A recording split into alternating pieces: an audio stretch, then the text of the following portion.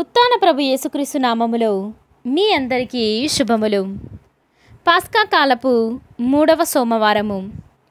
మొదటి పట్టణము అపోస్తుల కార్యములు 6వ అధ్యాయము 8వ వచనము నుండి 15వ వచనం వరకు. స్తెఫాను దైవానుగ్రహముతో శక్తితో నిండిన వాడై ప్రజల మధ్య గొప్ప అద్భుతములను సూచక క్రియలను చేయుచుండెను. అప్పుడు ప్రార్థనా మందిరానికి చెందిన స్వతంత్రులు అనువారి సమాజములో కొందరు, కురేనీయుల సమాజములో కొందరు, అలెగ్జాండ్రియుల సమాజములో కొందరు, సిలిషియా ఆసియాల నుండి వచ్చిన మరికొందరు స్తెఫనుతో వాదింప మొదలుపెట్టిరి. మాటలాడుట యందు అతడు కనపరిచిన జ్ఞానమును, అతనిని ప్రేరేపించిన ఆత్మను వారు ఎదిరింపలేకపోయిరి. పిమ్మట ఇతడు మోషే మీద దేవుని మీద దూషణ వాక్యములు పలుకుచుండుట మేము వింటిమి అని చెప్పుటకై వారు కొందరిని కుదుర్చుకొనిరి. ఈ రీతిగా వారు ప్రజలను, పెద్దలను, ధర్మశాస్త్ర బోధకులను అతనికి వ్యతిరేకముగా పురికొల్పిరి. అప్పుడు వారు స్తెఫాను వద్దకు వచ్చి బంధించి అతనిని న్యాయసభ ఎదుటికి తీసుకొని వచ్చిరి. అతనిని గురించి అబద్ధ సాక్ష్యములు చెప్పించుటకు వారు కొందరిని తెచ్చిరి.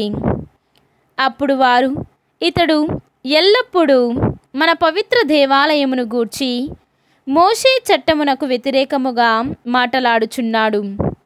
ఎట్లన నజరేతునకు చెందిన యేసు దేవాలయమును కూలగొట్టునని, మోషే వద్ద నుండి మనకు పారంపర్యముగా వచ్చిన ఆచారములను మార్పు చేయునని చెప్పుచుండా మేము వింటిమి అని వారితో చెప్పించిరి.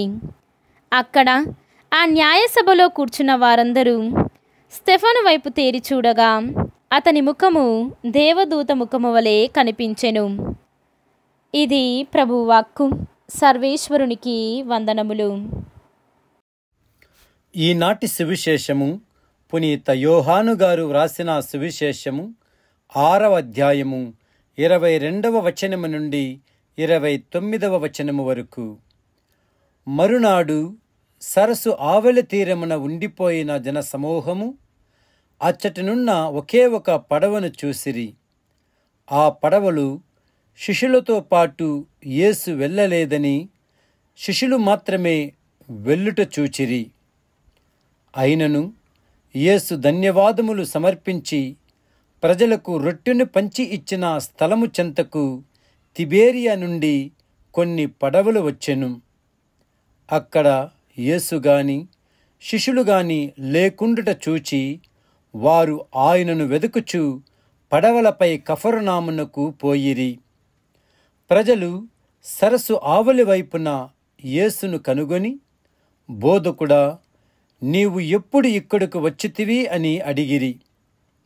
మీరు రొట్టెలు తిని సంతృప్తులైనందున నన్ను వెదుకుచున్నారు, నా అద్భుత కార్యములను చూచి కాదు అని మీతో నిశ్చయముగా చెప్పుచున్నాను. అశాశ్వతమైన భోజనమునకై శ్రమింపవలదు, నిత్య జీవమును చేకూర్చు శాశ్వత భోజనమునకై శ్రమింపుడు. మనుష్య కుమారుడు దానిని మీకు ప్రసాదించును. ఏలన తండ్రి దేవుడు ఆయనపై అంగీకారపు ముద్ర వేసి ఉన్నాడు అని యేసు సమాధానమిచ్చెను. అప్పుడు దేవుని కార్యములను నెరవేర్చుటకు మేము ఏమి చేయవలెను అని వారడుగగా, యేసు, దేవుడు పంపిన వానిని విశ్వసింపుడు, అదియే దేవుడు మీ నుండి కోరునది అని చెప్పెను. ఇది క్రీస్తు సువిశేషము. క్రీస్తువా మీకు స్తుతి కలుగునుగాక.